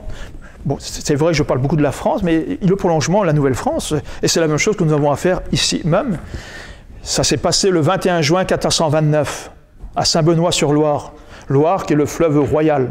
Saint-Benoît, qui a tout... il n'y a pas de hasard. 21 juin, c'est le jour, le solstice d'été. 1429, je ne sais pas si ça vous dit quelque chose, mais c'est l'épopée de Sainte Jeanne d'Arc. Le 21 juin 1429, donc, Jehanne dit à Charles, qui était le dauphin, le gentil dauphin, « Sire, me promettez-vous de me donner ce que je vous demanderai ?» Le roi, il n'était pas encore roi, mais il allait devenir le futur roi, disons, hésite puis consent. « Sire, donnez-moi votre royaume. » Le roi, donc futur roi, stupéfait, hésite de nouveau. Mais tenu par sa promesse et subjugué par l'ascendant surnaturel de la jeune fille, Jehanne lui répondit-il, « Je vous donne mon royaume, première donation. » Cela ne suffit pas. La pucelle, donc c'était le surnom de Sainte Jeanne d'Arc, elle a 18 ans, exige, 18 ou 19, oui à peu près, exige qu'un acte notarié en soit solennellement dressé, notarié, en soit solennellement dressé et signé par les 4 secrétaires du roi. 4 secrétaires, comme il y a les 4 évangiles. Quand même des parallèles assez hallucinants. Après quoi, voyant celui-ci tout interdit et embarrassé de ce qu'il avait fait, voici le plus pauvre chevalier de France, il n'a plus rien. Puis aussitôt après, très grave et s'adressant au secrétaire, écrivez des tels, Jehanne donne le royaume à Jésus-Christ, deuxième donation, et bientôt après, Jésus rend le royaume à Charles, troisième donation. Mais c'est ça, toute la mission d'un chef catholique, et pour nous qui sommes dans l'Église, de l'Église, ça sera peut-être votre rôle, celui que le bon Dieu a voulu, parce que c'est Dieu qui choisit, qui nous choisit, les prêtres. C'est pas nous qui nous choisissons, c'est le bon Dieu qui nous choisit, mais c'est vrai aussi. C'est par les prières, le sacrifice, les pénitences, il peut choisir l'un ou l'autre qui est fidèle à sa loi, et c'est comme ça que c'est arrivé dans le passé, et ça risque de revenir d'une manière mystérieuse, quand le bon Dieu voudra, de la manière qu'il voudra, mais il faut se tenir prêt, et pour se tenir prêt, il faut se mettre dans les conditions pour être, si on peut dire, choisi. C'est pas une question d'orgueil, mais comme Samuel dans l'Ancien Testament, comme Saul dans le Nouveau Testament, quand il rencontre le bon Dieu, Seigneur, que voulez-vous que je fasse? Voilà. Donc le théologien, j'en ai parlé, c'est Auguste Roussel, que vous ne connaissez pas, mais c'était le théologien officiel de l'univers.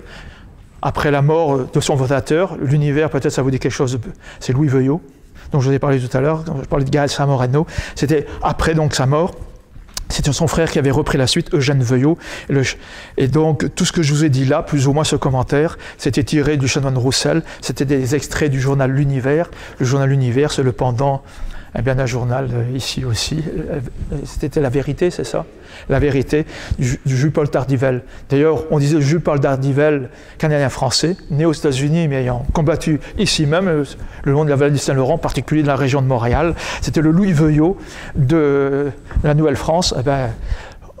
Imprégnons-nous des enseignements du Jules-Paul Dardivelle de l'ancienne France et surtout de son théologien. Voilà, je vous remercie. Peut-être une dernière chose, c'était un ancien numéro de Carillon, c'était celui de juillet-août 2016, où vous avez quand même sur le sujet un certain nombre de lectures, si vous le voulez. Alors je peux les citer. Il y a Marcel Lefebvre, Monseigneur Marcel Lefebvre, ils l'ont découronné. C'est moi l'accusé qui devrait vous juger. Ça, c'est en particulier, je crois, je ne me trompe pas, c'est bien ce livre-là, Les Actes des Magistères, c'est bien ça. Sinon, vous avez Augustin Roussel, je dis Auguste, alors je me rétracte, c'est Auguste que j'ai dit tout à l'heure, c'est Augustin Roussel, Libéralisme et catholicisme. Vous avez aussi Henri Ramière, Les doctrines romaines sur le libéralisme, c'était un jésuite. Le libéralisme au Canada, c'est quand même intéressant parce que c'est très peu connu. Vous avez de Eugène Normand, Le libéralisme dans la province de Québec. Vous avez surtout Arthur Savette, Les voies canadiennes vers l'abîme, 12 tomes. Vous avez Louis-François Laflèche, Mémoire de l'évêque des Trois-Rivières sur les difficultés religieuses au Canada. C'est du temps aussi de Léon XIII. Et l'antidote, c'est la doctrine du Christ roi. Alors je vous signale, d'abord, avant d'avoir l'antidote, enfin je veux dire de la vérité, si on veut suivre les exercices, on parle d'abord des erreurs. Félix Sardaille-Salvani, Le libéralisme est un péché.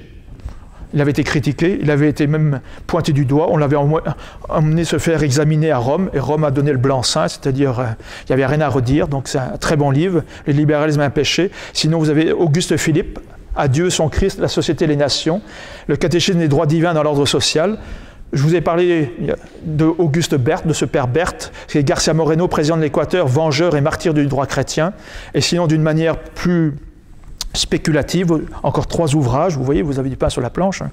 Mais ne faites pas tout ça, comment dire, n'utilisez pas tout seul, voyez vos prêtres. Jean Housset, Pour qu'il règne, une brique, je crois que vous en avez 2 exemplaires peut-être en vente, j'espère encore, là, et c'est un livre qu'il a écrit après une retraite de Saint-Ignace de 30 jours, à laquelle il a pu participer, donc vous voyez les bienfaits des exercices Saint-Ignace. Théotime de Saint-Just, La royauté sociale de notre Seigneur Jésus-Christ d'après le Cagnalpi, qui a été le chantre de la théorie du Christ roi, donc de cette, même si ce n'est pas lui qui est derrière l'encyclique, tous ces enseignements. Et Étienne Cata, La doctrine politique et sociale du Cagnalpi, c'est comme un résumé synthèse de tous les enseignements doctrinaux du Cardinal, qui est vraiment le champion sur cette question-là. Alors vous voyez, vous avez bien du pain sur la planche. Si vous avez encore quelques questions, je reste à votre disposition, sinon je clôt là l'exposé de ma conférence. Alors, à vous la parole maintenant.